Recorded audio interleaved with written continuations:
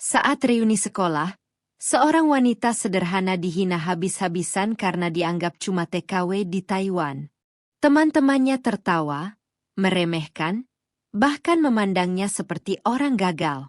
Tapi beberapa jam kemudian, sebuah mobil mewah berhenti di depan gedung reuni dan seorang pengusaha Taiwan memanggil wanita itu dengan hormat. "Bu Maya, rapat investor sudah menunggu." Malam itu, semua orang baru sadar bahwa wanita yang mereka hina ternyata pemilik restoran Indonesia terbesar di Taiwan. Assalamualaikum warahmatullahi wabarakatuh. Selamat datang di channel Cerita Kehidupan, tempat di mana kisah sederhana bisa menyimpan pelajaran yang luar biasa. Hari ini kita akan mengikuti perjalanan Maya, seorang perempuan yang dicemooh saat reuni sekolah karena bekerja sebagai TKW di Taiwan. Namun di balik penampilannya yang sederhana, tersimpan rahasia besar yang membuat semua orang terdiam. Simak sampai akhir, karena kisah ini penuh kejutan, emosi, dan pelajaran tentang kesabaran serta harga diri. Matahari sore mulai tenggelam di balik gedung-gedung tinggi kota Taipei ketika Maya menutup buku laporan keuangan yang sedari pagi ia periksa. Dari balik jendela kantornya yang berada di lantai 2 sebuah restoran besar bernama Nusantara Raya, ia bisa melihat kesibukan para pelanggan yang datang silih berganti. Aroma rendang, sate ayam, dan nasi goreng memenuhi udara, bercampur dengan suara pegawai yang sibuk melayani tamu. Tidak banyak orang yang tahu bahwa perempuan sederhana berusia 35 tahun yang sedang duduk sendiri di ruangan kecil itu adalah pemilik seluruh usaha tersebut. Di mata banyak orang, terutama teman-teman lamanya di Indonesia, Maya masih dikenal sebagai seorang mantan TKW yang bekerja di Taiwan. Ia sendiri tidak pernah berusaha mengubah anggapan itu. Baginya, kehidupan bukanlah perlombaan untuk mendapatkan pengakuan. Namun sore itu, sebuah notifikasi dari grup alumni SMA yang tiba-tiba aktif kembali membuat jantungnya berdebar tidak seperti biasanya. Dengan perlahan ia membuka pesan tersebut dan membaca undangan reuni akbar 15 tahun kelulusannya. Seketika berbagai kenangan yang selama ini terkubur rapat dalam ingatannya kembali muncul satu persatu seperti potongan film lama yang diputar ulang. Kenangan tentang masa sekolah yang penuh keterbatasan, tentang ejekan yang sering ia terima karena berasal dari keluarga miskin, dan tentang teman-teman yang selalu memandang rendah dirinya hanya karena ayahnya seorang buruh harian sementara ibunya berjualan gorengan di depan rumah. Maya memandangi layar ponselnya cukup lama. Hatinya terasa berat. Ia sudah membangun kehidupan baru yang jauh lebih baik di Taiwan. Tetapi ternyata luka lama itu belum benar-benar hilang. Sejak kecil Maya memang terbiasa hidup dalam kekurangan. Rumahnya yang sederhana berdinding papan berada di sebuah kampung kecil di pinggiran Bandung. Ketika teman-temannya berangkat sekolah menggunakan sepeda baru atau diantar orang tua dengan motor, Maya harus berjalan kaki hampir 3 kilometer setiap hari. Sepatu sekolahnya seringkali sobek dan dijahit berkali-kali oleh ibunya agar bisa dipakai lebih lama. Uang jajannya bahkan seringkali tidak cukup untuk membeli makanan di kantin. Karena itulah ia sering memilih membawa bekal nasi dengan tempe goreng dari rumah. Namun justru karena keadaan itulah ia menjadi sasaran empuk bagi beberapa teman sekolah yang gemar merendahkan orang lain. Di antara mereka ada Ratih, seorang siswi populer yang berasal dari keluarga berada. Ratih dan kelompoknya sering menjadikan Maya bahan candaan. Mereka menertawakan seragamnya yang kusam, tasnya yang sudah pudar warnanya, bahkan bekal makan siangnya yang sangat sederhana. Maya masih ingat bagaimana suatu hari seluruh kelas tertawa ketika Ratih berkata bahwa Maya pasti akan menjadi pembantu rumah tangga setelah lulus karena keluarganya terlalu miskin untuk kuliah. Saat itu Maya hanya menunduk dan menahan air mata. Ia tidak membalas karena tahu percuma. Semakin ia melawan, semakin besar ejekan yang akan diterimanya.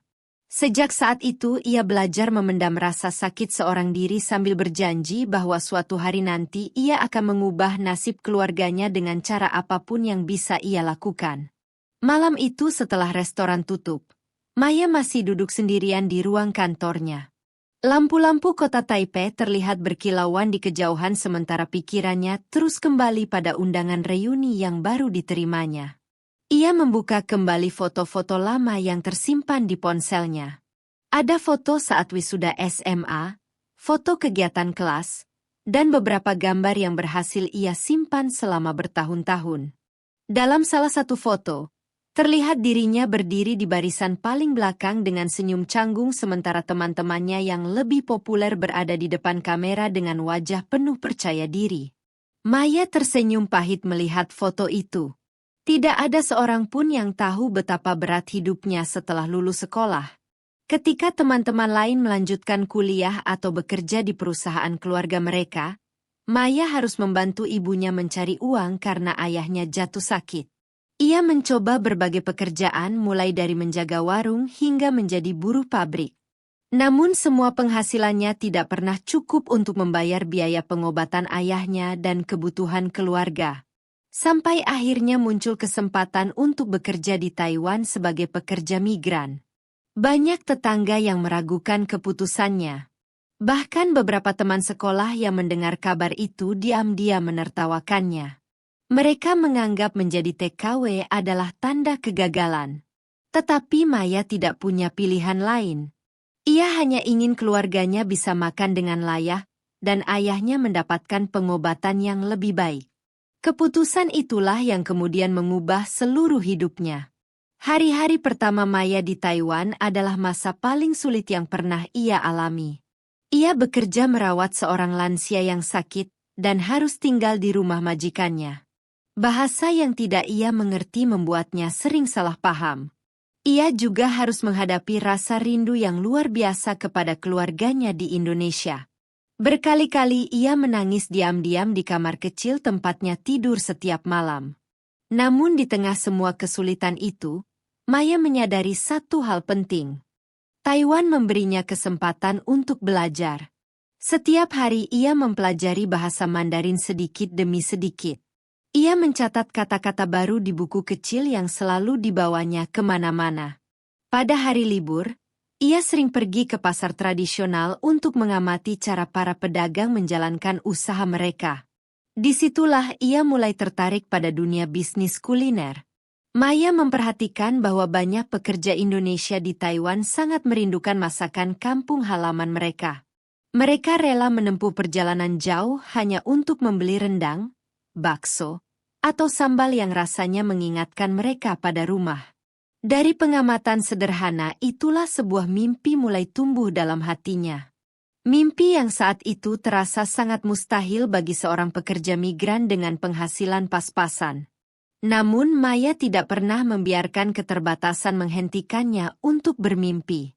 Bertahun-tahun kemudian, setelah berhasil menabung sedikit demi sedikit, Maya memberanikan diri membuka usaha kecil-kecilan.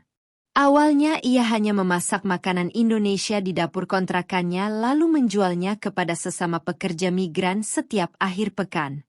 Keuntungan yang didapat tidak besar, tetapi pelanggan terus bertambah karena masakannya terkenal enak dan otentik. Maya mengerjakan semuanya sendiri. Ia bangun sebelum subuh untuk memasak, lalu mengantar pesanan menggunakan sepeda tua yang dibelinya dari hasil tabungan. Banyak malam yang ia lalui tanpa tidur cukup. Tangannya sering melepuh karena terlalu lama memasak, tetapi ia tidak pernah menyerah. Sedikit demi sedikit usahanya berkembang. Dari menjual makanan rumahan, ia berhasil membuka kios kecil. Dari kios kecil, ia membuka restoran sederhana. Hingga akhirnya bertahun-tahun kemudian lahirlah Nusantara Raya, restoran Indonesia terbesar di Taiwan yang kini memiliki beberapa cabang dan mempekerjakan puluhan pekerja migran Indonesia. Semua itu tidak terjadi dalam semalam. Di balik keberhasilannya ada ribuan hari penuh kerja keras, air mata, dan pengorbanan yang tidak pernah dilihat orang lain. Karena itulah Maya tidak pernah merasa perlu membanggakan pencapaiannya kepada siapapun. Ia tahu persis dari mana ia berasal dan seberapa sulit perjalanan yang sudah ia lalui. Meski hidupnya kini jauh lebih baik, Ada satu hal yang masih membuat Maya merasa tidak nyaman, yaitu penilaian orang terhadap pekerja migran. Berkali-kali ia mendengar orang berbicara seolah menjadi TKW adalah sesuatu yang memalukan. Padahal ia tahu betapa besar pengorbanan para pekerja migran yang meninggalkan keluarga mereka demi mencari nafkah di negeri orang. Banyak di antara mereka yang menahan rindu bertahun-tahun demi masa depan anak-anaknya. Banyak pula yang bekerja dalam kondisi sulit tanpa pernah mengeluh. Karena itulah Maya selalu merasa sedih ketika mengingat bagaimana teman-teman sekolahnya dulu memandang rendah dirinya hanya karena memilih jalan hidup tersebut. Undangan reuni yang kini tersimpan di ponselnya membuat semua perasaan itu muncul kembali. Ia membayangkan bertemu Rati dan teman-teman lama lainnya setelah bertahun-tahun tidak berjumpa. Apakah mereka masih sama seperti dulu?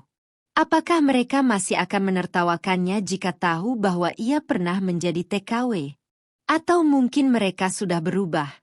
Maya tidak tahu. Yang ia tahu hanyalah bahwa dirinya merasa takut menghadapi masa lalu yang selama ini berusaha ia tinggalkan. Namun di sisi lain ada suara kecil dalam hatinya yang mengatakan bahwa mungkin sudah waktunya ia berdamai dengan semua kenangan itu. Keesokan harinya Maya menelepon ibunya di Indonesia dan menceritakan tentang undangan reuni tersebut. Sang ibu mendengarkan dengan sabar sebelum akhirnya berkata dengan suara lembut yang selalu menenangkan hatinya. Ia mengatakan bahwa tidak ada alasan bagi Maya untuk takut bertemu siapapun. Menurut ibunya, orang yang selama ini berjuang dengan jujur tidak perlu malu pada masa lalunya. Justru mereka yang suka merendahkan orang lainlah yang seharusnya malu. Maya terdiam mendengar nasihat itu. Ia tahu ibunya benar. Selama bertahun-tahun ia bekerja keras bukan untuk membuktikan sesuatu kepada teman-temannya, melainkan untuk mengubah kehidupan keluarganya. Kini ayahnya yang dulu sakit sudah mendapatkan perawatan yang layak. Rumah mereka telah diperbaiki. Bahkan adiknya berhasil menyelesaikan pendidikan hingga sarjana berkat bantuan Maya. Semua itu sudah lebih dari cukup untuk membuatnya bersyukur. Setelah mengakhiri telepon, Maya kembali memandangi undangan reuni tersebut. Kali ini perasaannya sedikit lebih tenang. Mungkin benar kata ibunya. Ia tidak perlu datang untuk menunjukkan kesuksesan atau membalas ejekan masa lalu. Ia hanya perlu datang sebagai dirinya sendiri. Menjelang malam, Maya akhirnya mengambil keputusan yang akan mengubah banyak hal dalam hidupnya. Dengan tangan mantap, ia membuka aplikasi pemesanan tiket pesawat dan membeli tiket pulang ke Indonesia untuk menghadiri reuni tersebut. Setelah transaksi selesai, ia menyandarkan tubuhnya di kursi dan menghela napas panjang. Ada rasa gugup yang tidak bisa ia hilangkan. Tetapi juga ada rasa penasaran yang semakin besar. Ia tidak tahu apa yang akan terjadi ketika nanti bertemu kembali dengan teman-teman sekolahnya. Ia tidak tahu apakah mereka akan menyambutnya dengan hangat, atau justru kembali meremehkannya seperti dulu. Namun satu hal yang pasti, perjalanan ini bukan sekadar perjalanan pulang ke kampung halaman. Ini adalah perjalanan untuk menghadapi masa lalu yang selama bertahun-tahun terus membayanginya. Di luar jendela, lampu-lampu kota Taipei mulai menyala semakin terang. Pagi hari keberangkatan akhirnya tiba. Maya berdiri di depan cermin kamar rumah ibunya, sambil merapikan kerudung berwarna krem yang dipilihnya dengan sederhana. Tidak ada perhiasan mahal yang menghiasi dirinya. Tidak ada tas bermerek yang sengaja dipamerkan. Padahal jika ia mau, ia bisa saja datang dengan penampilan yang jauh lebih mewah dibanding sebagian besar teman-temannya. Namun sejak dulu Maya memang tidak pernah merasa perlu menunjukkan kekayaan kepada siapapun. Baginya, kenyamanan jauh lebih penting daripada pengakuan. Setelah berpamitan kepada ibunya, ia berangkat menuju hotel tempat reuni diadakan. Selama perjalanan, pikirannya terus dipenuhi berbagai kemungkinan yang akan terjadi malam itu. Ia membayangkan bertemu guru-guru lama, sahabat-sahabat masa sekolah, dan orang-orang yang sudah bertahun-tahun tidak pernah ia lihat lagi. Sesekali ia tersenyum ketika mengingat kenangan lucu saat masih duduk di bangku SMA. Namun di balik semua itu, ada satu perasaan yang terus mengganggu pikirannya. Ia teringat wajah Ratih dan kelompoknya. Ia masih ingat bagaimana mereka sering membuatnya merasa kecil hanya karena keluarganya miskin. Meski waktu telah berlalu 15 tahun, Maya tahu tidak semua orang berubah menjadi lebih baik. Beberapa orang justru tumbuh dewasa tanpa pernah meninggalkan kesombongan yang mereka miliki sejak muda. Mobil yang ditumpanginya perlahan memasuki area hotel berbintang tempat reuni berlangsung. Gedung yang megah itu berdiri menjulang dengan lampu-lampu kristal yang berkilauan dari dalam. Maya menarik napas panjang sebelum melangkah turun. Ia mencoba meyakinkan dirinya sendiri bahwa apapun yang terjadi malam ini, ia harus tetap tenang dan menjaga harga dirinya. Begitu memasuki ballroom hotel, Maya langsung disambut suara musik nostalgia yang mengalun pelan di antara keramaian para alumni. Banyak wajah yang terlihat asing karena usia telah mengubah mereka, tetapi beberapa di antaranya masih mudah dikenali. Ada yang kini menjadi pengusaha, pegawai negeri, dokter, guru, dan berbagai profesi lainnya. Beberapa teman lama yang dulu cukup dekat dengannya langsung menyapa dengan hangat.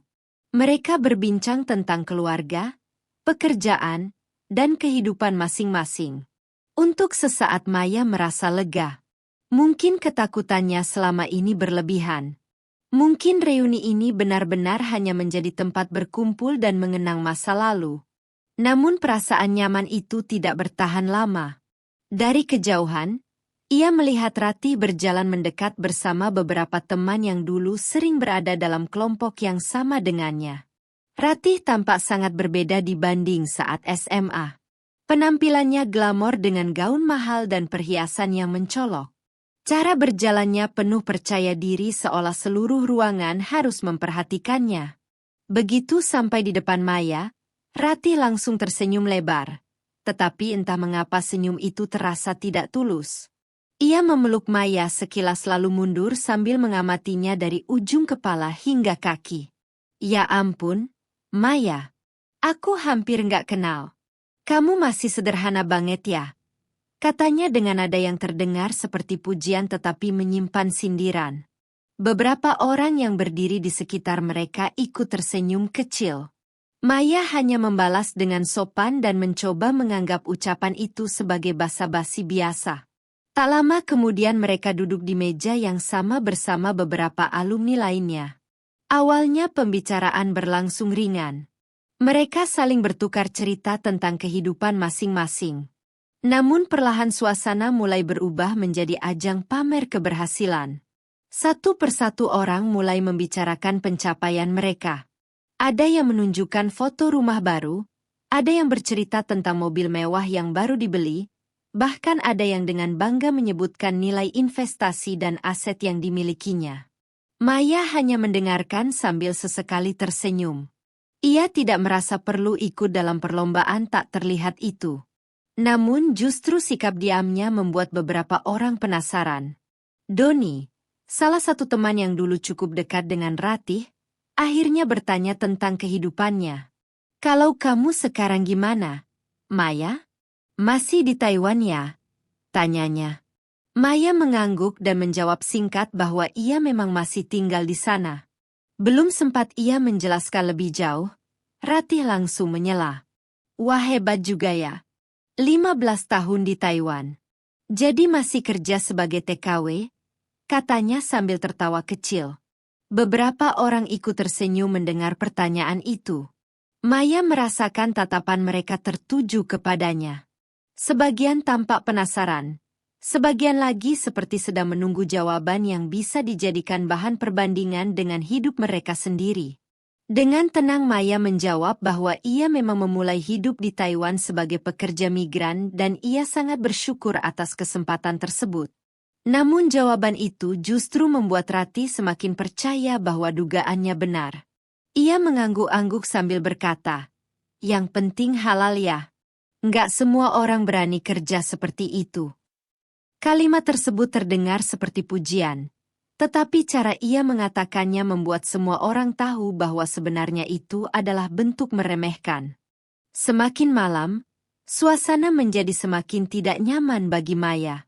Ratih dan beberapa orang lain terus melontarkan komentar-komentar yang terdengar sepele tetapi menusuk. Mereka bertanya apakah gaji TKW di Taiwan besar, apakah ia masih tinggal di asrama pekerja, dan apakah pekerjaannya sangat melelahkan. Setiap pertanyaan selalu diiringi nada yang membuat Maya merasa sedang diinterogasi, bukan diajak berbincang. Ia tahu mereka tidak benar-benar ingin mengenal kehidupannya. Mereka hanya ingin memastikan bahwa posisi sosial mereka lebih tinggi.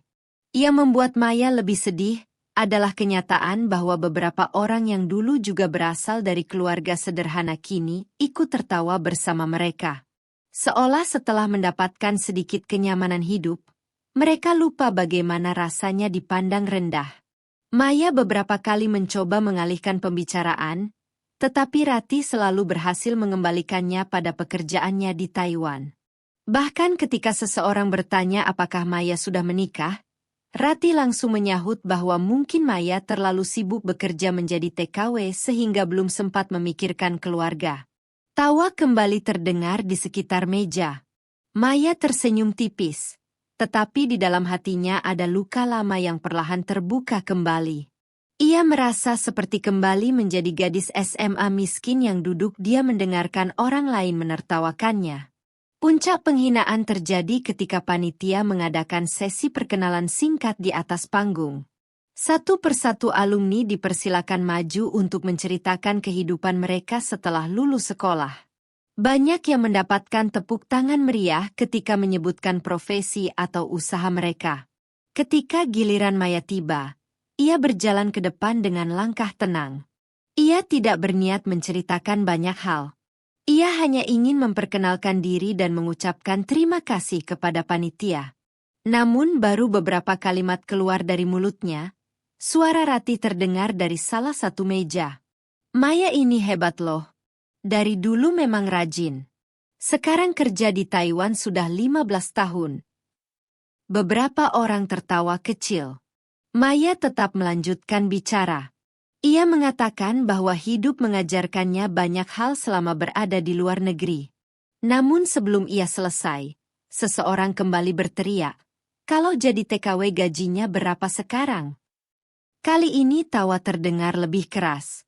Maya bisa melihat beberapa orang yang sebenarnya tidak berniat jahat ikut tertawa karena terbawa suasana. Dadanya terasa sesak. Bukan karena pertanyaan itu, tetapi karena cara mereka memandang profesi tersebut seolah tidak layak dihormati.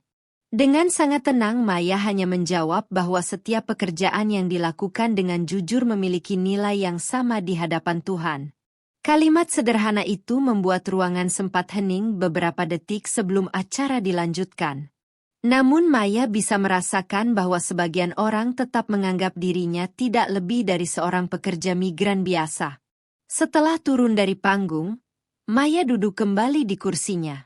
Ia mencoba menikmati makanan yang disediakan, tetapi selera makannya hilang. Setiap kali ia mengangkat kepala, ia melihat beberapa orang berbisik sambil sesekali melirik ke arahnya. Mungkin mereka sedang membicarakan dirinya. Mungkin juga tidak. Namun perasaan tidak nyaman itu terus tumbuh. Andi, salah satu teman lama yang dikenal baik sejak sekolah, duduk di sampingnya dan berusaha menghibur suasana. Ia mengatakan bahwa tidak semua orang berpikir seperti Ratih. Banyak yang sebenarnya menghormati perjuangan pekerja migran. Maya mengangguk sambil tersenyum. Ia menghargai niat baik Andi, tetapi hatinya sudah terlalu lelah. Ia mulai berpikir untuk pulang lebih awal. Baginya, tidak ada gunanya bertahan di tempat yang membuatnya merasa tidak dihargai. Ia datang dengan niat baik untuk mengenang masa lalu, bukan untuk menjadi objek penghinaan yang dibungkus candaan. Saat itulah ponselnya bergetar. Sebuah pesan masuk dari asistennya di Taiwan. Pesan itu memberitahukan bahwa seorang investor besar yang selama ini bekerja sama dengannya baru saja tiba di Indonesia, dan ingin bertemu malam itu juga untuk membahas proyek ekspansi terbaru. Maya membaca pesan tersebut beberapa kali. Ia sebenarnya hampir lupa bahwa jadwal pertemuan itu bertepatan dengan reuni. Kini ia memiliki alasan yang cukup untuk meninggalkan acara tersebut tanpa perlu mencari-cari alasan lain. Maya berdiri perlahan dari kursinya dan mengatakan kepada teman-teman di meja bahwa ia harus pergi karena ada urusan pekerjaan yang mendadak. Belum sempat ia melangkah jauh, Ratih kembali melontarkan komentar yang membuat beberapa orang tertawa. "Wah, sibuk banget ya. Majikannya pasti nyariin," katanya sambil tersenyum sinis. Maya berhenti sesaat. Untuk pertama kalinya malam itu ia menatap Ratih cukup lama. Tidak ada kemarahan dalam tatapannya, hanya rasa iba yang sulit dijelaskan. Ia kemudian tersenyum tipis dan berkata bahwa pekerjaan memang harus diprioritaskan. Setelah itu ia berjalan meninggalkan ballroom tanpa berkata apa-apa lagi. Di belakangnya masih terdengar beberapa bisikan dan tawa kecil. Namun kali ini Maya tidak lagi merasa sakit seperti sebelumnya. Entah mengapa ada perasaan tenang yang muncul dalam dirinya. Ia tidak tahu bahwa hanya beberapa menit lagi hidup akan memperlihatkan ironi yang begitu besar. Orang-orang yang baru saja menertawakannya akan segera mengetahui siapa dirinya yang sebenarnya. Dan ketika kebenaran itu terungkap, bukan Maya yang akan merasa malu. Justru mereka yang selama ini begitu mudah merendahkan orang lainlah yang akan berharap bisa mengulang kembali malam itu dari awal. Langkah Maya terdengar pelan menyusuri lorong hotel yang panjang dan megah. Di belakangnya, suara musik reuni masih terdengar samar, bercampur dengan gelak tawa para alumni yang masih menikmati acara malam itu. Namun di dalam hati Maya, suasana terasa sangat berbeda. Ia merasakan campuran antara kecewa, sedih, dan lega sekaligus. Kecewa karena ternyata sebagian orang yang dulu pernah merendahkannya tidak banyak berubah meskipun usia mereka kini jauh lebih dewasa. Sedih karena profesi pekerja migran yang begitu terhormat masih sering dipandang sebelah mata oleh sebagian masyarakat. Dan lega karena ia akhirnya memutuskan untuk pergi sebelum emosinya benar-benar terkuras habis. Saat berjalan menuju lobi, Maya teringat kembali perjalanan hidupnya selama 15 tahun terakhir. Ia membayangkan malam-malam panjang ketika dirinya harus membersihkan rumah majikan setelah seharian bekerja. Ia mengingat saat-saat ketika ia makan mie instan selama seminggu penuh demi menghemat uang untuk dikirim kepada orang tuanya di Indonesia.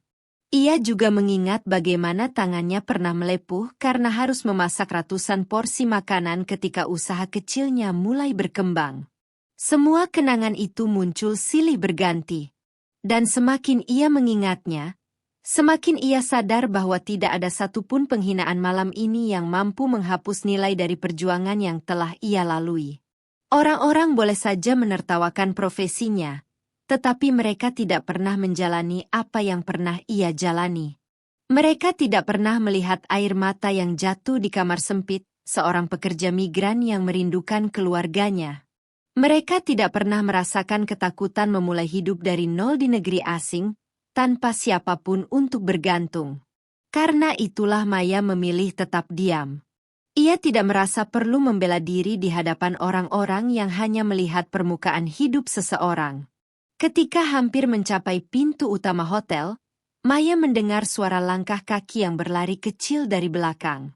Ia menoleh dan melihat Andi sedang berusaha mengejarnya. Wajah pria itu tampak sedikit terengah karena berjalan cepat. Begitu sampai di dekat Maya, Andi langsung meminta maaf atas apa yang terjadi sepanjang malam. Ia mengatakan bahwa dirinya merasa tidak nyaman melihat bagaimana beberapa alumni memperlakukan Maya. Maya hanya tersenyum dan mengatakan bahwa semuanya baik-baik saja. Namun Andi tidak percaya begitu saja. Ia sudah mengenal Maya sejak masa sekolah dan tahu bahwa perempuan itu selalu menyembunyikan kesedihannya di balik senyuman. Andi lalu bertanya apakah Maya benar-benar tidak marah. Maya terdiam beberapa saat sebelum menjawab bahwa ia sudah terlalu sering diremehkan dalam hidup untuk terus marah setiap kali hal itu terjadi. Menurutnya, Orang yang suka merendahkan biasanya hanya melihat apa yang tampak di depan mata. Mereka tidak pernah benar-benar berusaha memahami cerita seseorang. Andi mengangguk pelan. Dalam hati, ia mulai merasa bersalah karena selama bertahun-tahun dirinya juga tidak pernah benar-benar mencari tahu bagaimana kehidupan Maya setelah lulus sekolah. Ia hanya mendengar cerita dari orang lain dan membiarkan berbagai asumsi terbentuk begitu saja. Sebelum sempat melanjutkan percakapan, suara mesin mobil mewah yang memasuki area hotel menarik perhatian mereka berdua. Sebuah sedan hitam mengilap berhenti tepat di depan pintu utama hotel.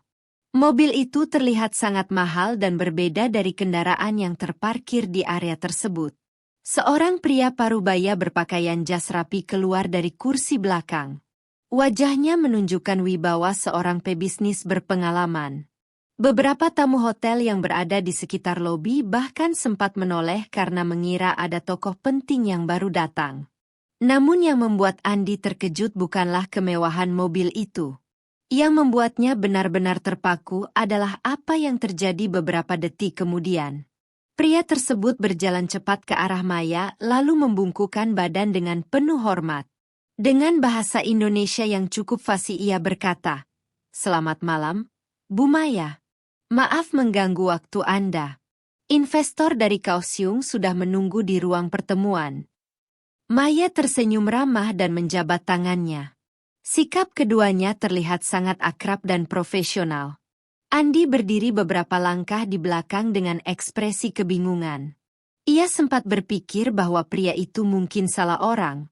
Namun ketika Maya memperkenalkannya sebagai Tuan Chen, salah satu mitra bisnis utamanya di Taiwan, jantung Andi seolah berhenti berdetak sesaat. Kata-kata, mitra bisnis, terdengar sangat jauh dari gambaran yang selama ini ia miliki tentang Maya. Selama ini ia mengira Maya hanyalah pekerja migran biasa yang masih bekerja kepada orang lain. Kenyataan yang baru saja ia lihat mulai mengguncang semua asumsi tersebut. Andi berusaha menyembunyikan keterkejutannya ketika Tuan Chen mengajak Maya menuju mobil. Namun sebelum pergi, Maya sempat berpamitan dengan sopan dan meminta maaf karena tidak bisa mengobrol lebih lama. Setelah mobil itu meninggalkan area hotel, Andi masih berdiri beberapa saat dengan pikiran yang penuh tanda tanya.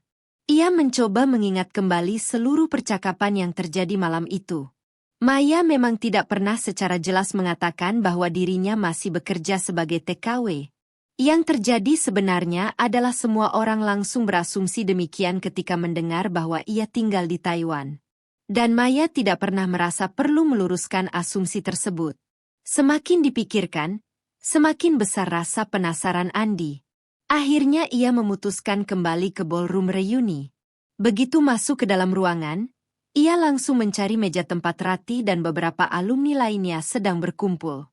Mereka masih tertawa dan mengobrol santai ketika Andi datang dengan wajah serius.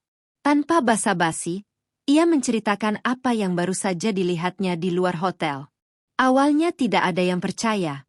Rati bahkan tertawa sambil mengatakan bahwa mungkin pria tersebut adalah majikan Maya yang sangat baik hati.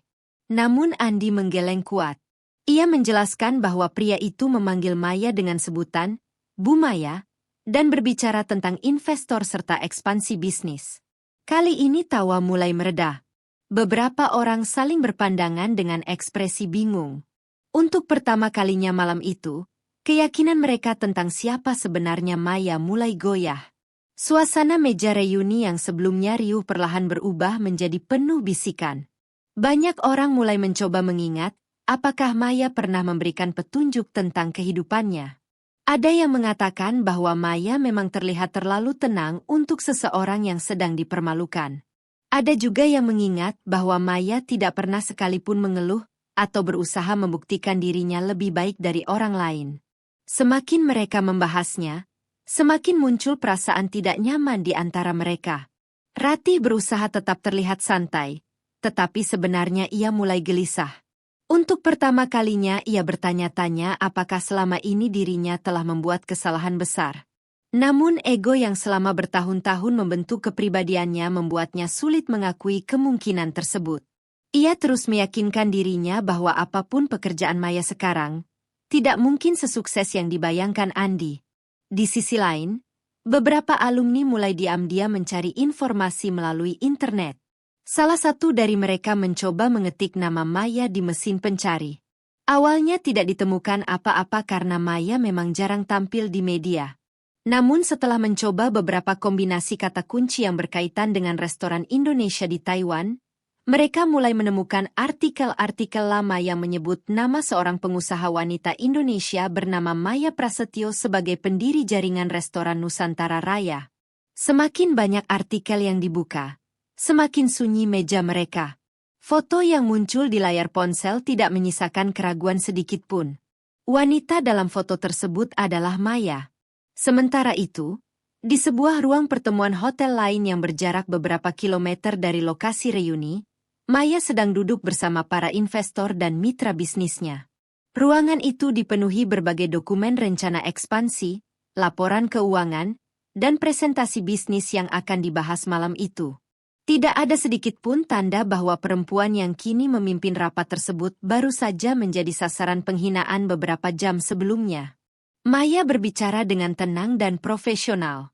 Ia membahas strategi pembukaan cabang baru, pelatihan karyawan, hingga program pemberdayaan pekerja migran Indonesia yang ingin belajar berwirausaha. Para investor mendengarkan dengan penuh perhatian. Di mata mereka, Maya bukanlah mantan TKW atau perempuan miskin dari sebuah kampung kecil di Bandung. Mereka melihatnya sebagai seorang pemimpin yang berhasil membangun bisnis besar dari nol dengan integritas dan kerja keras. Salah satu investor bahkan mengatakan bahwa alasan utama mereka terus bekerja sama dengan Maya bukan hanya karena keuntungan bisnis, tetapi karena nilai-nilai kemanusiaan yang selalu ia pegang dalam menjalankan perusahaan.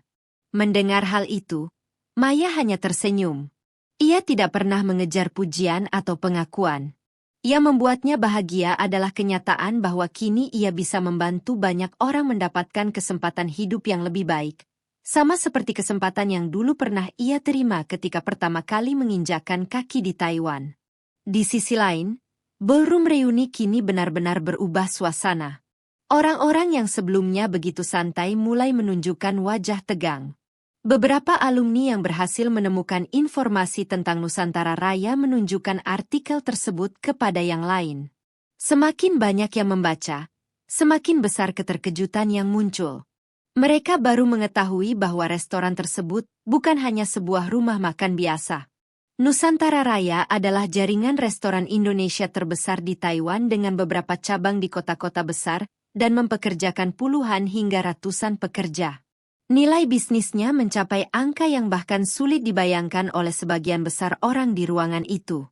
Ratih yang sejak awal paling sering meremehkan Maya kini mulai kehilangan warna wajahnya. Tangan yang memegang gelas minuman terlihat sedikit gemetar. Untuk pertama kalinya malam itu, ia benar-benar merasa takut. Bukan takut pada Maya, melainkan takut menghadapi kenyataan bahwa dirinya telah mempermalukan seseorang yang selama ini jauh lebih berhasil daripada dirinya sendiri. Namun yang lebih menyakitkan adalah kesadaran bahwa Maya tidak pernah sekalipun membalas penghinaan tersebut. Ia tidak pamer. Ia tidak marah. Ia tidak berusaha menjatuhkan siapapun. Dan justru karena itulah semua orang mulai merasa malu terhadap diri mereka sendiri. Mereka belum tahu bahwa kejutan yang lebih besar masih menunggu ketika Maya kembali ke hotel untuk mengambil. Malam sudah semakin larut ketika pertemuan bisnis Maya akhirnya selesai. Dari balik jendela ruang rapat di lantai atas hotel tempat ia bertemu para investor, lampu-lampu kota Bandung terlihat berkilauan seperti lautan bintang yang menyelimuti malam. Para investor satu persatu berpamitan setelah seluruh pembahasan mengenai ekspansi cabang baru Nusantara Raya selesai dilakukan. Sebelum meninggalkan ruangan, Tuan Chen kembali mengucapkan terima kasih atas kepemimpinan Maya yang menurutnya menjadi salah satu alasan utama bisnis mereka berkembang begitu pesat selama beberapa tahun terakhir. Maya hanya tersenyum rendah hati. Baginya, setiap pencapaian yang diraih bukanlah hasil kerja dirinya sendiri. Ia selalu percaya bahwa keberhasilan lahir dari kerja sama banyak orang yang saling mendukung. Setelah semua orang pergi, Maya melihat jam di ponselnya dan baru teringat bahwa tas kecil miliknya masih tertinggal di ballroom tempat reuni berlangsung. Di dalam tas itu terdapat beberapa dokumen penting serta paspor yang harus ia bawa kembali ke Taiwan beberapa hari lagi. Awalnya ia sempat berpikir untuk mengambilnya keesokan hari, tetapi karena lokasi hotel reuni tidak terlalu jauh, ia memutuskan kembali malam itu juga. Ia sama sekali tidak menyadari bahwa di tempat tersebut, namanya sedang menjadi topik utama pembicaraan hampir seluruh alumni yang hadir. Ia juga tidak tahu bahwa artikel-artikel mengenai dirinya sudah berpindah dari satu ponsel ke ponsel lainnya, membuat banyak orang mulai mempertanyakan semua asumsi yang selama ini mereka yakini. Di ballroom hotel reuni, suasana yang sebelumnya penuh tawa kini berubah menjadi aneh. Musik masih terdengar, makanan masih tersaji, dan acara secara teknis masih berlangsung. Namun perhatian sebagian besar alumni tidak lagi tertuju pada panggung atau hiburan yang disediakan panitia. Semua perhatian kini terpusat pada satu nama, yaitu Maya. Di beberapa meja terdengar bisikan-bisikan pelan yang terus berulang. Beberapa orang memperlihatkan artikel tentang Nusantara Raya kepada teman-temannya. Ada yang membaca berita mengenai penghargaan bisnis yang pernah diterima Maya di Taiwan. Ada pula yang menemukan wawancara lama yang menjelaskan bagaimana seorang mantan pekerja migran berhasil membangun jaringan restoran Indonesia terbesar di negara tersebut. Semakin banyak informasi yang ditemukan, semakin besar rasa tidak percaya yang muncul. Beberapa alumni bahkan berulang kali membandingkan foto dalam artikel dengan wajah Maya yang mereka lihat malam itu untuk memastikan bahwa mereka tidak salah orang. Sementara itu Ratih duduk diam dengan ekspresi yang semakin sulit disembunyikan. Sejak SMA ia selalu menjadi pusat perhatian. Ia terbiasa menjadi orang yang dianggap paling berhasil dalam lingkaran pertemanannya. Namun malam itu untuk pertama kalinya dalam hidupnya ia merasa sangat kecil. Semua komentar yang ia lontarkan kepada Maya beberapa jam sebelumnya kini terngiang kembali di kepalanya seperti rekaman yang terus diputar tanpa henti. Semakin ia mengingatnya, semakin besar rasa malu yang mulai memenuhi hatinya. Sekitar 30 menit kemudian pintu ballroom perlahan terbuka. Tidak banyak orang yang menyadari kehadiran Maya pada awalnya. Ia masuk dengan langkah tenang seperti saat pertama kali datang. Penampilannya masih sama sederhana. Tidak ada yang berubah. Namun kali ini yang berubah adalah cara orang-orang memandangnya. Dalam hitungan detik beberapa kepala mulai menoleh. Bisikan-bisikan yang sebelumnya terdengar di berbagai sudut ruangan perlahan menghilang. Maya yang tidak mengetahui apa yang telah terjadi hanya berjalan menuju meja tempat tasnya tertinggal. Namun sebelum ia sampai, beberapa alumni sudah lebih dulu berdiri dan menghampirinya. Wajah mereka terlihat jauh berbeda dibanding beberapa jam sebelumnya. Tidak ada lagi senyum meremehkan. Tidak ada lagi tatapan penuh penilaian. Yang terlihat justru rasa penasaran, kagum, dan dalam beberapa kasus rasa bersalah yang sulit disembunyikan. Maya sempat merasa bingung dengan perubahan suasana tersebut. Ia baru menyadari ada sesuatu yang tidak biasa ketika salah seorang alumni bertanya dengan hati-hati apakah benar dirinya adalah pendiri Nusantara Raya. Mendengar pertanyaan itu, Maya langsung mengerti apa yang telah terjadi. Seseorang pasti menemukan informasi tentang dirinya. Ia sempat terdiam beberapa detik sebelum akhirnya mengangguk pelan. Tidak ada nada bangga atau ingin pamer dalam jawabannya. Baginya, itu hanyalah fakta yang memang benar adanya. Namun jawaban sederhana tersebut membuat ruangan yang sudah sunyi menjadi semakin hening. Beberapa alumni yang berdiri di sekitar Maya saling berpandangan dengan ekspresi tidak percaya. Salah seorang di antaranya bahkan secara spontan bertanya apakah benar Nusantara Raya memiliki beberapa cabang besar di Taiwan. Maya kembali mengangguk dan menjelaskan secara singkat bahwa saat ini usahanya memang telah berkembang cukup jauh dari warung kecil yang dulu ia mulai sendiri. Namun ia sengaja menjawab dengan sangat sederhana karena tidak ingin membuat siapapun merasa rendah diri. Sayangnya justru kesederhanaan itulah yang membuat banyak orang semakin kagum. Mereka tahu bahwa jika berada di posisi Maya, belum tentu mereka mampu bersikap setenang itu setelah menerima berbagai penghinaan sepanjang malam. Dalam situasi seperti itu, sebagian orang mungkin akan menggunakan keberhasilannya untuk membalas dendam atau mempermalukan orang-orang yang pernah meremehkannya. Namun Maya tidak melakukan apapun. Ia tetap berbicara dengan sopan dan memperlakukan semua orang dengan hormat. Sikap itulah yang perlahan membuat banyak alumni merasa semakin malu terhadap diri mereka sendiri. Mereka mulai menyadari bahwa ukuran keberhasilan seseorang bukan hanya soal uang atau jabatan, tetapi juga soal karakter dan cara memperlakukan orang lain. Dan dalam hal itu, Maya tampak jauh lebih unggul dibanding sebagian besar orang yang hadir malam. Tidak lama kemudian panitia reuni yang juga sudah mendengar kabar tersebut meminta Maya naik ke atas panggung sekali lagi. Awalnya Maya menolak dengan halus karena merasa tidak perlu menjadi pusat perhatian. Namun setelah beberapa kali dibujuk, ia akhirnya bersedia. Ketika Maya berjalan menuju panggung, suasana ballroom benar-benar berubah total. Orang-orang yang sebelumnya hanya mengenalnya sebagai TKW di Taiwan, kini berdiri dan memberikan tepuk tangan panjang. Tepuk tangan itu bukan hanya karena mereka baru mengetahui bahwa Maya adalah seorang pengusaha sukses. Tepuk tangan itu lahir dari rasa hormat terhadap perjalanan hidup yang berhasil ia tempuh. Maya berdiri di depan mikrofon dan memandangi ruangan yang penuh dengan wajah-wajah lama dari masa sekolahnya. Ia bisa melihat Ratih duduk di salah satu meja dengan kepala sedikit menunduk.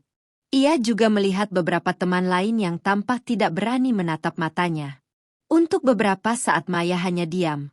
Ia sebenarnya memiliki banyak kesempatan untuk membalas semua perlakuan yang diterimanya malam itu. Ia bisa saja menceritakan nilai bisnis yang dimilikinya. Ia bisa saja menjelaskan berapa banyak aset dan cabang restoran yang telah berhasil ia bangun. Bahkan ia bisa dengan mudah membuat orang-orang yang pernah meremehkannya merasa semakin kecil. Namun semua itu tidak pernah terlintas dalam pikirannya. Setelah menarik napas panjang, Maya hanya mengucapkan beberapa kalimat sederhana yang kemudian mengubah suasana ruangan secara keseluruhan. Dengan suara tenang Maya mengatakan bahwa dirinya memang pernah menjadi pekerja migran dan sampai hari ini ia tetap bangga terhadap masa lalu tersebut. Menurutnya, semua pencapaian yang dimiliki sekarang tidak akan pernah ada tanpa pekerjaan itu. Ia menjelaskan bahwa menjadi pekerja migran bukanlah sesuatu yang memalukan. Justru dari sanalah ia belajar arti kerja keras, disiplin, dan ketekunan. Ia juga mengatakan bahwa selama bertahun-tahun ia bertemu banyak pekerja migran Indonesia yang luar biasa. Ada yang berhasil membangun rumah untuk orang tuanya, menyekolahkan adik-adiknya hingga sarjana, bahkan membangun usaha sendiri setelah kembali ke tanah air. Maya lalu menatap seluruh ruangan dan berkata bahwa setiap pekerjaan yang dilakukan dengan jujur memiliki kehormatan yang sama. Tidak ada pekerjaan yang membuat seseorang lebih mulia daripada orang lain. Yang membedakan hanyalah bagaimana seseorang menjalani hidupnya dan bagaimana ia memperlakukan sesama manusia. Kalimat itu terdengar sederhana, tetapi dampaknya sangat besar. Banyak orang langsung terdiam. Beberapa bahkan mulai menundukkan kepala karena merasa seolah kata-kata tersebut berbicara langsung kepada hati mereka. Untuk pertama kalinya malam itu, tidak ada seorang pun yang tertawa. Di salah satu sudut ruangan, Ratih merasakan matanya mulai panas. Selama beberapa jam terakhir ia dihantui rasa malu yang semakin besar. Namun mendengar pidato Maya membuat perasaannya berubah menjadi sesuatu yang lebih dalam. Ia menyadari bahwa selama ini dirinya terlalu sibuk menilai orang berdasarkan penampilan, pekerjaan, dan status sosial. Ia selalu menganggap keberhasilan identik dengan kemewahan yang bisa dilihat orang lain. Karena itulah ia begitu mudah meremehkan Maya yang datang dengan pakaian sederhana dan tidak pernah membicarakan pencapaiannya. Padahal kenyataannya, perempuan yang ia hina justru memiliki kehidupan yang jauh lebih luar biasa daripada yang pernah ia bayangkan. Yang lebih menyakitkan lagi adalah kenyataan bahwa Maya sama sekali tidak menunjukkan rasa dendam. Tidak ada kata-kata sindiran. Tidak ada usaha untuk mempermalukan balik. Maya justru memilih menggunakan kesempatan itu untuk mengingatkan semua orang agar tidak merendahkan siapapun. Ratih mulai menyadari bahwa pelajaran terbesar malam itu bukan tentang kesuksesan bisnis Maya, melainkan tentang kerendahan hati yang dimiliki perempuan tersebut. Dan semakin ia memikirkannya, semakin kecil ia merasa di hadapan dirinya sendiri. Ketika Maya selesai berbicara, Seluruh ballroom kembali dipenuhi tepuk tangan yang jauh lebih meriah dibanding sebelumnya. Kali ini tepuk tangan itu terdengar tulus. Banyak orang berdiri dari kursinya sebagai bentuk penghormatan. Maya hanya tersenyum kecil sebelum mengucapkan terima kasih dan turun dari panggung. Namun sesaat setelah ia kembali ke bawah, sesuatu yang tidak pernah diduga siapapun terjadi. Ratih perlahan bangkit dari kursinya dan berjalan ke arah Maya. Langkahnya terlihat berat. Wajahnya tidak lagi menunjukkan kesombongan yang sejak tadi ia pertahankan.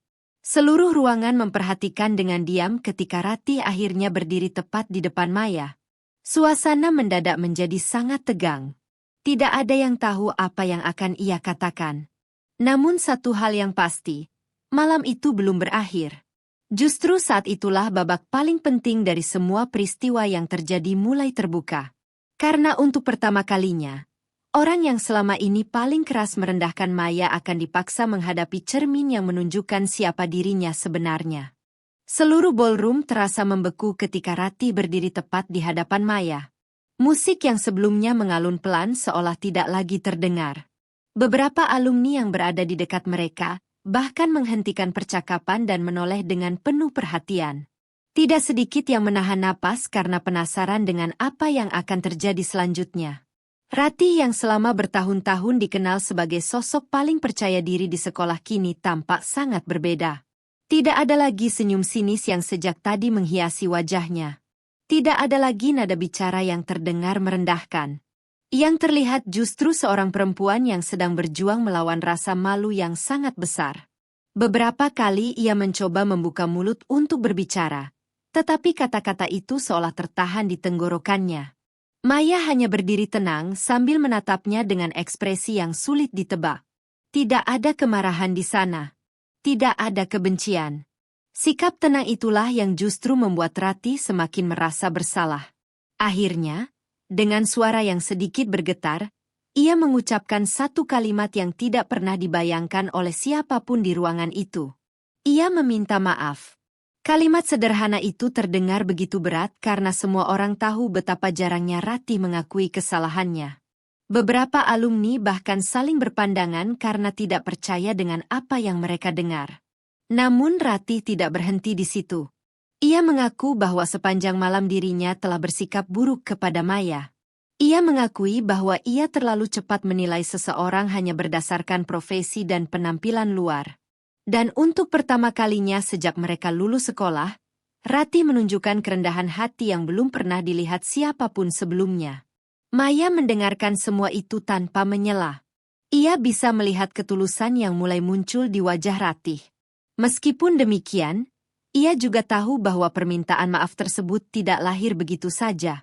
Di baliknya ada benturan keras antara ego dan kenyataan yang baru saja dialami Ratih malam itu.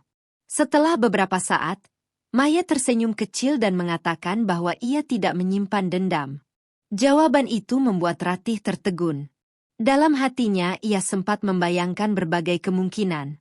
Ia berpikir Maya mungkin akan mengungkit semua penghinaan yang telah diterimanya. Ia bahkan siap jika harus dipermalukan di depan semua orang sebagai balasan atas sikapnya.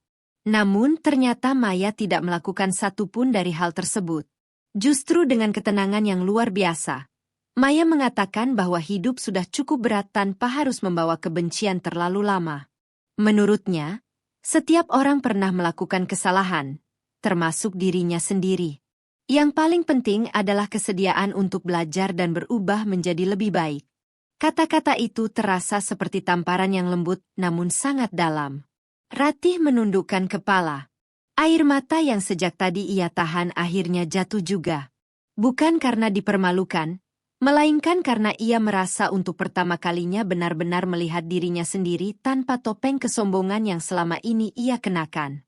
Setelah momen itu, suasana reuni berubah secara drastis. Banyak alumni yang sebelumnya hanya menjadi penonton mulai mendekati Maya satu persatu. Beberapa di antaranya juga meminta maaf karena pernah ikut tertawa saat Ratih melontarkan sindiran. Ada yang mengaku bahwa sebenarnya mereka tidak bermaksud jahat, tetapi terbawa suasana. Ada pula yang mengakui bahwa mereka memang memiliki prasangka terhadap pekerja migran. Maya menerima semua permintaan maaf itu dengan sikap yang sama. Ia tidak menghakimi siapapun. Ia tidak mencoba membuat orang lain merasa lebih buruk dari yang sudah mereka rasakan. Namun justru karena itulah banyak orang semakin menghormatinya.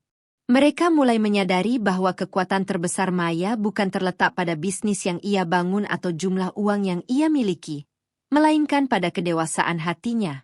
Tidak semua orang mampu tetap rendah hati setelah berhasil. Tidak semua orang mampu tetap baik kepada mereka yang pernah merendahkan dirinya. Dan tidak semua orang mampu menahan keinginan untuk membalas ketika kesempatan itu terbuka lebar di depan mata. Maya melakukan semuanya dengan begitu alami hingga membuat banyak orang bertanya-tanya bagaimana pengalaman hidup telah membentuk dirinya menjadi pribadi seperti itu. Di tengah suasana yang semakin tenang, salah seorang alumni bernama Rudy memberanikan diri mengajukan pertanyaan yang sejak tadi mengganggu pikirannya. Ia bertanya apakah Maya tidak pernah merasa sakit hati ketika orang-orang terus meremehkannya selama bertahun-tahun. Pertanyaan itu membuat beberapa orang langsung terdiam karena mereka juga ingin mengetahui jawabannya. Maya tersenyum tipis sebelum menjawab. Ia mengatakan bahwa tentu saja ia pernah merasa sakit hati. Ia manusia biasa yang juga memiliki perasaan. Ada banyak malam di masa lalu ketika ia menangis sendirian karena hinaan orang lain. Ada banyak saat ketika ia mempertanyakan mengapa hidup terasa begitu tidak adil. Namun seiring berjalannya waktu, ia menyadari bahwa terlalu fokus pada penilaian orang lain hanya akan membuat dirinya berhenti bertumbuh. Karena itu, ia memilih menggunakan rasa sakit tersebut sebagai bahan bakar untuk terus maju. Bukan untuk membuktikan bahwa orang lain salah, melainkan untuk membuktikan kepada dirinya sendiri bahwa ia mampu menjalani hidup yang lebih baik. Jawaban itu membuat seluruh ruangan kembali hening. Banyak orang mulai mengingat perjuangan mereka masing-masing. Untuk pertama kalinya malam itu, reuni tidak lagi menjadi ajang membandingkan pencapaian. Ia berubah menjadi ruang refleksi yang membuat setiap orang melihat kembali perjalanan hidup mereka dengan cara yang berbeda. Sementara itu, Rati yang masih duduk tidak jauh dari Maya perlahan mulai membuka sisi hidupnya yang selama ini ia sembunyikan. Dengan suara pelan ia mengaku bahwa kehidupan yang selama ini tampak sempurna ternyata tidak seindah yang dibayangkan orang lain.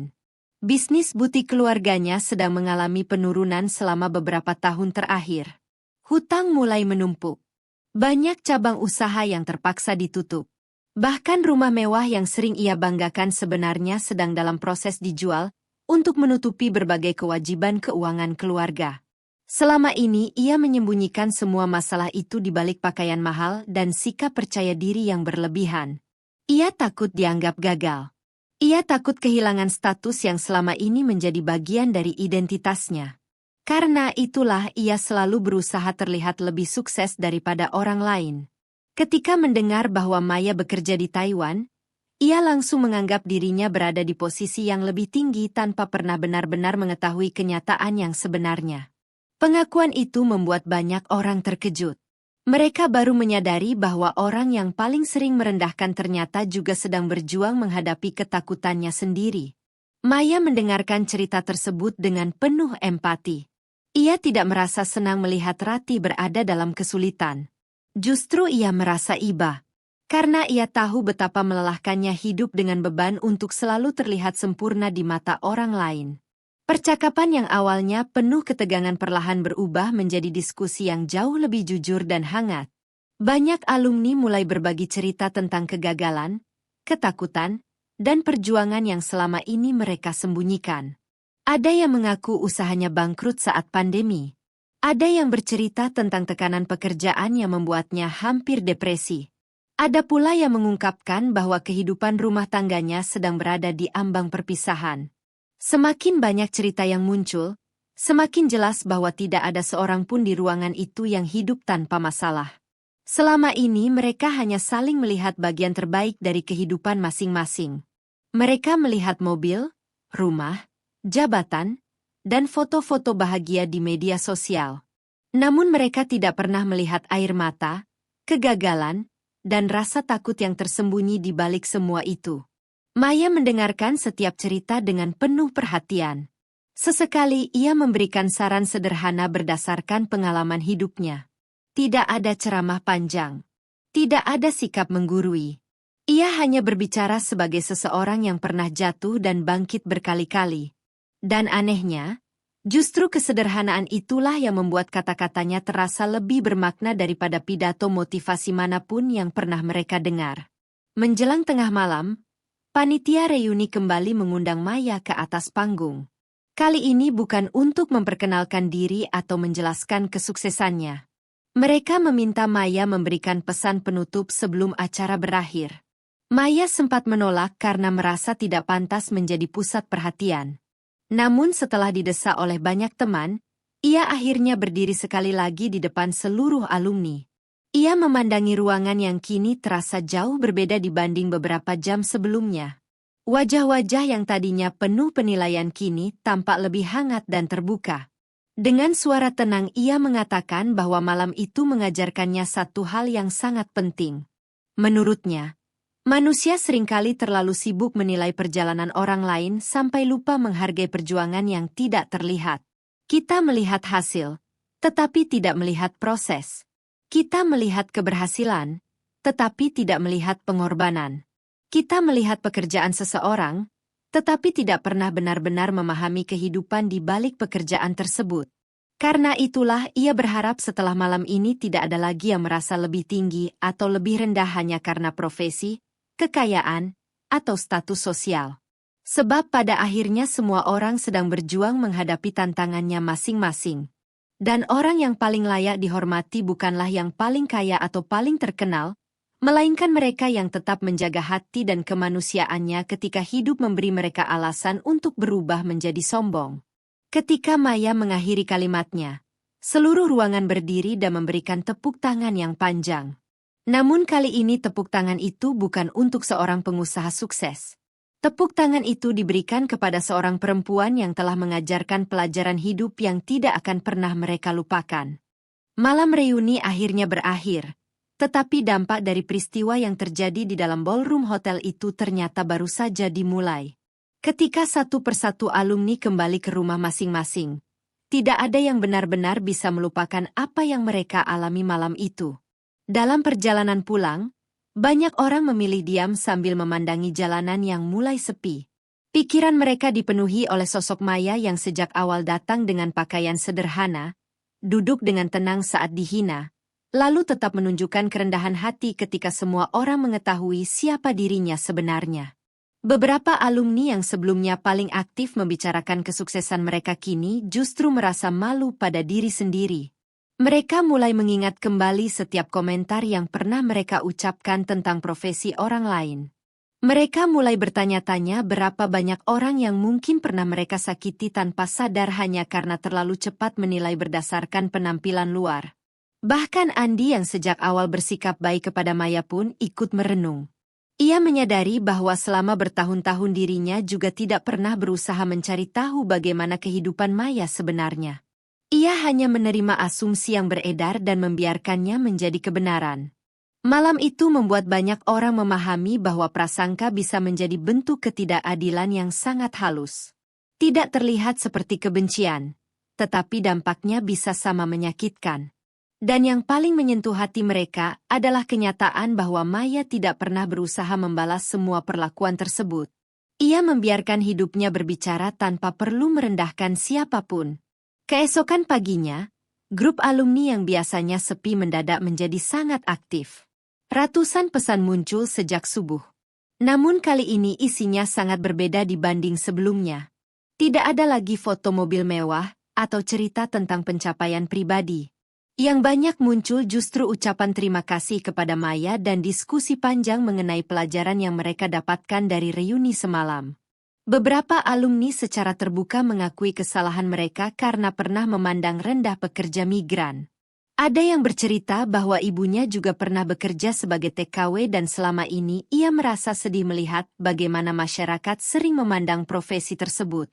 Ada pula yang mengaku bahwa dirinya pernah gagal dalam bisnis dan harus bekerja apa saja demi bertahan hidup. Sehingga ia memahami betapa pentingnya menghormati semua jenis pekerjaan. Maya yang sedang sarapan bersama ibunya membaca pesan-pesan itu dengan perasaan campur aduk. Ia tidak pernah membayangkan bahwa reuni yang awalnya membuatnya takut justru berubah menjadi sesuatu yang membawa dampak positif bagi banyak orang. Namun yang paling membuatnya tersentuh adalah pesan pribadi dari beberapa alumni yang mengatakan bahwa malam itu telah mengubah cara mereka mendidik anak-anak mereka. Mereka berjanji tidak akan lagi mengajarkan ukuran kesuksesan berdasarkan kekayaan semata. Mereka ingin anak-anak mereka belajar menghargai kerja keras, kejujuran, dan kemanusiaan seperti yang telah dicontohkan Maya.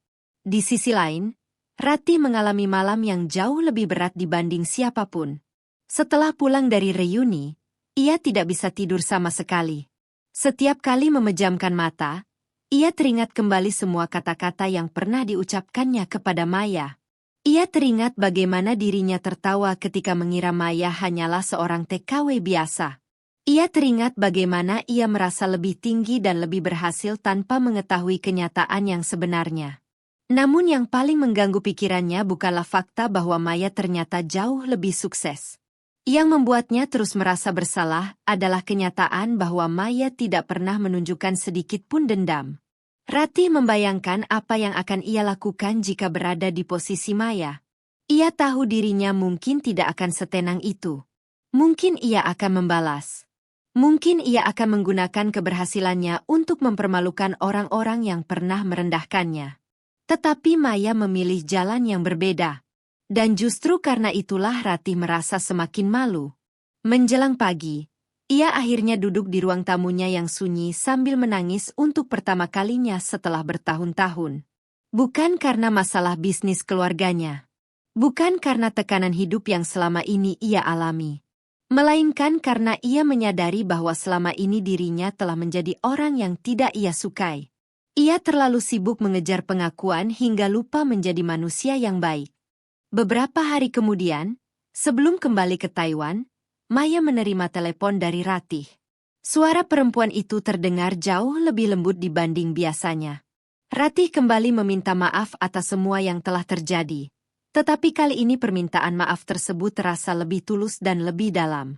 Ia tidak lagi berbicara tentang rasa malu karena salah menilai orang. Ia berbicara tentang keinginannya untuk berubah.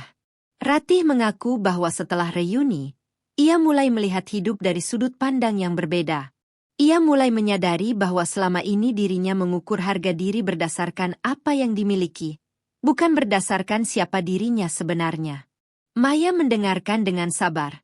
Ia lalu mengatakan bahwa tidak ada manusia yang sempurna. Semua orang pernah salah. Yang paling penting adalah keberanian untuk mengakui kesalahan dan memperbaikinya. Percakapan itu berlangsung cukup lama. Ketika telepon ditutup, Ratih merasa seperti melepaskan beban yang selama bertahun-tahun ia bawa tanpa sadar. Untuk pertama kalinya setelah sekian lama, ia merasa lebih damai. Sementara Maya sendiri tersenyum kecil. Baginya, keberhasilan terbesar bukanlah ketika seseorang mengagumi kesuksesannya, melainkan ketika seseorang mendapatkan pelajaran yang membuat hidupnya menjadi lebih baik. Beberapa hari setelah itu, Maya kembali ke Taiwan. Setibanya di sana, rutinitasnya langsung kembali padat seperti biasa. Cabang-cabang Nusantara Raya sedang mempersiapkan berbagai program baru. Salah satunya adalah pelatihan kewirausahaan gratis bagi pekerja migran Indonesia yang ingin memulai usaha setelah masa kontraknya selesai. Program tersebut sudah lama menjadi impian Maya. Ia ingin memberikan kesempatan kepada orang lain seperti kesempatan yang dulu pernah ia perjuangkan sendiri. Ketika berdiri di depan puluhan peserta pelatihan pada hari pertama program tersebut dimulai, Maya melihat banyak wajah yang mengingatkannya pada dirinya sendiri 15 tahun yang lalu. Wajah-wajah penuh harapan, ketakutan, dan mimpi yang belum tentu dipahami oleh orang lain. Ia lalu menceritakan sebagian perjalanan hidupnya. Bukan untuk membanggakan diri, melainkan untuk menunjukkan bahwa tidak ada mimpi yang terlalu besar jika seseorang bersedia bekerja keras dan tidak menyerah. Banyak peserta yang terlihat terharu. Sebagian bahkan menangis ketika mendengar bagaimana Maya memulai semuanya dari nol. Saat itulah Maya kembali menyadari bahwa setiap kesulitan yang pernah ia alami ternyata memiliki makna. Semua luka, semua penghinaan, dan semua perjuangan itu kini menjadi sumber kekuatan yang bisa membantu orang lain bangkit. Sementara itu di Indonesia, perubahan kecil mulai terlihat di antara para alumni. Grup yang sebelumnya sering digunakan untuk pamer pencapaian kini berubah menjadi tempat saling mendukung. Ketika ada yang mengalami kesulitan usaha, yang lain menawarkan bantuan. Ketika ada yang sedang menghadapi masalah keluarga, teman-teman lain memberikan dukungan moral. Bahkan beberapa alumni yang sebelumnya hampir tidak pernah berkomunikasi mulai menjalin hubungan yang lebih hangat. Mereka sering mengatakan bahwa perubahan tersebut bermula dari malam reuni dan pelajaran yang diberikan Maya. Tidak ada yang secara resmi mengakuinya, tetapi semua orang tahu bahwa peristiwa itu telah mengubah dinamika hubungan mereka. Yang paling terasa adalah berkurangnya sikap saling membandingkan. Orang-orang mulai lebih jujur tentang kehidupan mereka. Mereka tidak lagi merasa harus selalu terlihat sukses di depan orang lain. Dan tanpa disadari, hubungan yang lebih tulus pun mulai terbentuk di antara mereka. Beberapa bulan kemudian, sebuah pesan masuk ke ponsel Maya saat ia sedang memeriksa laporan restoran. Pesan itu berasal dari Ratih. Dalam pesan tersebut, Ratih mengirimkan foto sederhana yang membuat Maya tersenyum. Foto itu menunjukkan dirinya sedang membantu kegiatan pelatihan keterampilan untuk ibu-ibu kurang mampu di daerahnya. Bersama foto tersebut, Ratih menulis satu kalimat yang sangat singkat.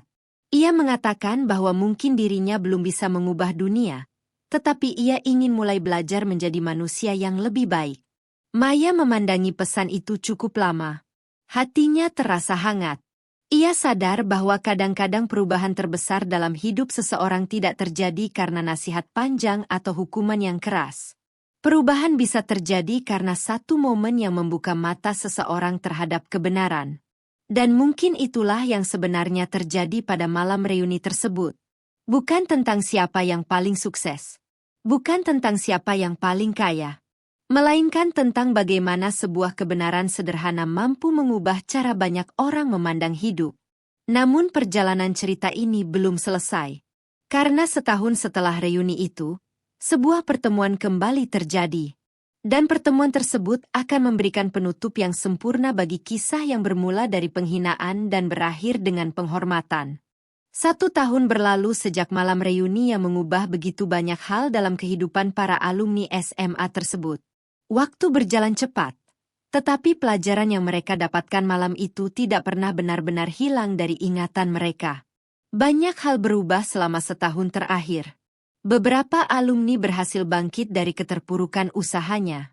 Ada yang menemukan pekerjaan baru setelah lama menganggur. Ada pula yang berhasil memperbaiki hubungan dengan keluarganya setelah belajar untuk lebih rendah hati dan tidak lagi hidup dalam gengsi. Yang paling terasa adalah hubungan di antara mereka yang kini jauh lebih hangat dibanding sebelumnya. Grup alumni yang dahulu dipenuhi pamer pencapaian kini lebih sering digunakan untuk saling membantu dan memberi semangat. Nama Maya masih sering disebut dalam berbagai percakapan, tetapi bukan lagi karena keberhasilannya membangun restoran terbesar di Taiwan. Yang mereka kenang adalah pelajaran hidup yang ia berikan tanpa pernah bermaksud menggurui siapapun. Bahkan beberapa alumni mengaku bahwa malam reuni itu menjadi salah satu titik balik terbesar dalam hidup mereka. Dan tanpa disadari, 1 tahun kemudian mereka kembali berkumpul dalam sebuah acara yang tidak kalah istimewa. Kali ini bukan reuni resmi, melainkan perayaan sederhana yang diadakan untuk memperingati berdirinya yayasan pendidikan yang dibentuk bersama oleh para alumni. Sebuah yayasan yang lahir dari inspirasi dan nilai-nilai yang mereka pelajari setelah bertemu kembali dengan Maya. Pagi itu sebuah aula sederhana di Bandung dipenuhi puluhan alumni beserta keluarga mereka. Tidak ada hotel mewah. Tidak ada dekorasi berlebihan. Semua dibuat sederhana karena tujuan utama acara tersebut bukan untuk pamer keberhasilan, melainkan untuk merayakan sesuatu yang jauh lebih penting. Setahun sebelumnya, beberapa alumni yang tersentuh oleh kisah Maya sepakat mengumpulkan dana untuk membantu anak-anak dari keluarga kurang mampu agar tetap bisa melanjutkan sekolah. Awalnya program itu hanya membantu 3 orang siswa. Namun berkat kerja sama banyak pihak, jumlah penerima bantuan terus bertambah hingga mencapai puluhan anak. Acara hari itu diadakan untuk menyerahkan beasiswa kepada angkatan baru penerima bantuan. Ketika Maya menerima undangan beberapa bulan sebelumnya, ia sebenarnya sempat menolak karena jadwalnya di Taiwan sangat padat. Namun setelah mengetahui tujuan acara tersebut, ia langsung mengubah rencananya dan memutuskan datang. Baginya, tidak ada investasi yang lebih berharga daripada pendidikan. Ia masih sangat ingat bagaimana kemiskinan pernah hampir merenggut kesempatan belajarnya ketika masih kecil. Karena itulah ia selalu memiliki tempat khusus di hatinya untuk anak-anak yang sedang berjuang meraih masa depan yang lebih baik. Ketika Maya memasuki aula pagi itu, suasana langsung berubah hangat. Berbeda dengan reuni tahun lalu, kali ini tidak ada tatapan meremehkan. Tidak ada bisikan penuh prasangka. Semua orang menyambutnya dengan tulus seperti seorang sahabat yang telah lama dirindukan. Ratih menjadi salah satu orang pertama yang menghampirinya. Jika dibandingkan setahun lalu, perempuan itu terlihat jauh berbeda. Penampilannya memang masih rapi, tetapi tidak lagi berusaha menarik perhatian seperti dulu. Yang paling berubah adalah caranya berbicara. Ia kini jauh lebih tenang dan lebih banyak mendengarkan daripada berbicara. Ratih memeluk Maya dengan mata yang mulai berkaca-kaca. Ia mengatakan bahwa banyak hal baik yang terjadi dalam hidupnya setelah reuni tersebut. Meskipun bisnis keluarganya belum sepenuhnya pulih, ia merasa jauh lebih bahagia karena tidak lagi hidup untuk memenuhi ekspektasi orang lain.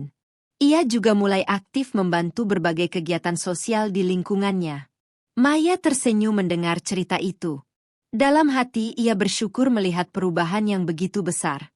Bukan karena Ratih kini mengaguminya, tetapi karena ia berhasil menemukan versi dirinya yang lebih baik. Acara kemudian dimulai dengan berbagai sambutan dan penyerahan beasiswa kepada para siswa penerima bantuan. Satu persatu anak-anak itu maju ke depan dengan wajah penuh harapan. Beberapa berasal dari keluarga buruh.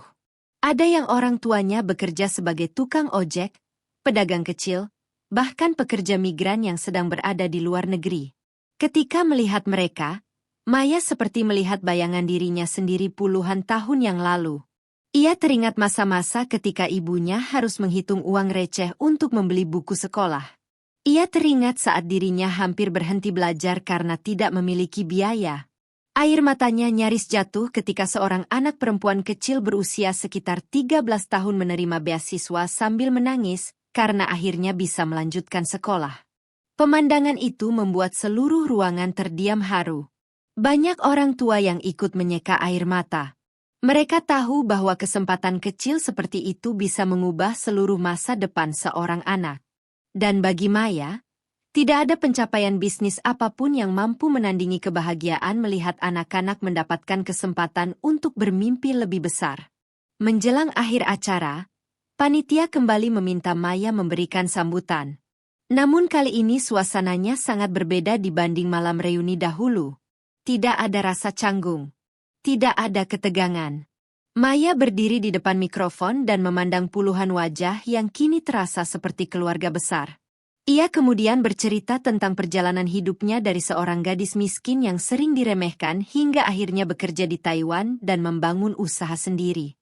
Namun yang paling ia tekankan bukanlah keberhasilannya.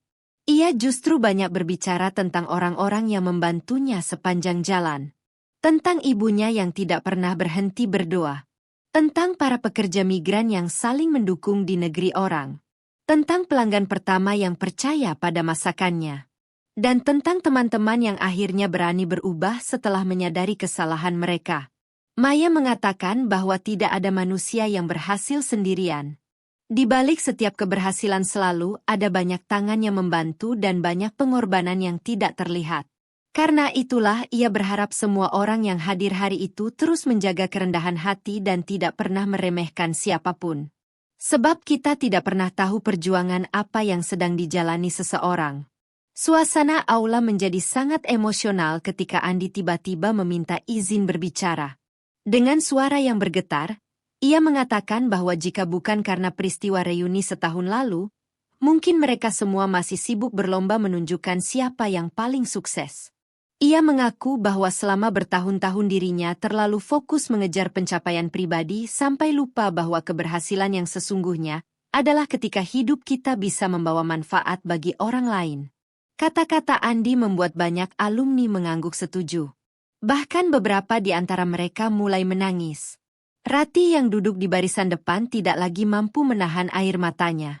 Ia teringat bagaimana dirinya dulu menertawakan Maya hanya karena menganggap pekerja migran tidak pantas dihormati. Kini perempuan yang pernah ia hina justru menjadi salah satu alasan mengapa puluhan anak bisa melanjutkan pendidikan mereka. Ironi itu terasa begitu kuat hingga membuat dadanya sesak. Dengan mata yang basah, Ratih berdiri dan berjalan ke depan. Ia lalu memeluk Maya di hadapan semua orang. Tidak ada kata-kata panjang. Tidak ada pidato. Hanya pelukan tulus yang mewakili perjalanan panjang dari kesombongan menuju kesadaran. Banyak orang yang menyaksikan momen itu ikut menangis haru. Ketika acara selesai dan para tamu mulai meninggalkan aula, Maya memilih berdiri sejenak di halaman sambil memandangi langit sore yang perlahan berubah jingga. Angin berhembus lembut membawa aroma tanah yang mengingatkannya pada masa kecil. Ia teringat kembali malam reuni ketika dirinya dihina karena dianggap hanya seorang TKW di Taiwan. Jika saat itu ada yang mengatakan bahwa peristiwa tersebut akan berakhir seperti ini, mungkin ia sendiri tidak akan percaya. Namun hidup memang sering bekerja dengan cara yang tidak terduga. Penghinaan yang dulu menyakitkan ternyata menjadi jalan bagi banyak orang untuk belajar. Kesombongan yang dulu memisahkan mereka kini berubah menjadi jembatan yang menyatukan kembali persahabatan lama. Maya tersenyum pelan sambil menatap anak-anak penerima beasiswa yang masih bermain di halaman dengan wajah ceria. Dalam hati ia berdoa agar mereka tumbuh menjadi generasi yang tidak mudah merendahkan orang lain dan tidak mudah menyerah ketika diremehkan. Karena ia tahu dari pengalaman hidupnya sendiri bahwa terkadang orang yang paling diremehkan hari ini bisa menjadi orang yang paling menginspirasi di masa depan. Dan sejak hari itu, kisah Maya terus diceritakan dari satu orang ke orang lain. Bukan karena ia pemilik restoran Indonesia terbesar di Taiwan. Bukan karena jumlah cabang usahanya atau kekayaannya. Melainkan karena ia membuktikan satu hal yang sangat sederhana namun sering dilupakan banyak orang. Bahwa nilai seseorang tidak ditentukan oleh pekerjaannya, pakaiannya, atau status sosialnya. Nilai seseorang ditentukan oleh ketulusan hatinya, kerja kerasnya, dan cara ia memperlakukan sesama manusia. Mereka yang dulu menertawakannya akhirnya belajar menghormatinya. Dan Maya sendiri tidak pernah merasa menang atas siapapun. Karena kemenangan terbesar dalam hidupnya bukanlah keberhasilan membangun kerajaan bisnis, melainkan keberhasilan menjaga hatinya tetap rendah meskipun dunia memberinya banyak alasan untuk menjadi sombong. Jangan pernah merendahkan pekerjaan seseorang. Kita tidak pernah tahu perjuangan yang sedang mereka jalani. Orang yang hari ini terlihat biasa saja bisa jadi sedang membangun sesuatu yang luar biasa. Hormatilah setiap orang tanpa memandang status. Karena kemuliaan sejati tidak terletak pada kekayaan, melainkan pada akhlak dan hati yang baik.